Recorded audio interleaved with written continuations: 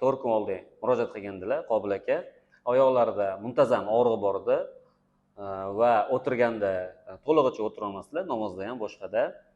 Hozir bizda 4 kun mobaynida lecheni oldilar. Hozir o'zidan so'raymiz, qanchalik foydali olganligini.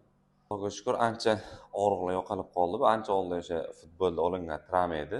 O'sha oyog'i to'liq tizza oldini bukkanda og'riq kuchayib ketib o'tira olmay qoldim.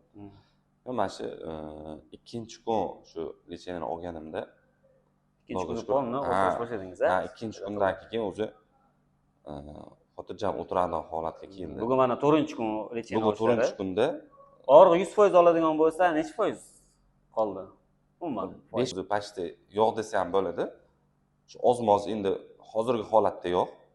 Endi buni borib hozir ko'chada yurganlar bilan. Hozir lekin 100% og'riq yo'q. Ha, yo'q, hozir umuman narsani sezmayapman.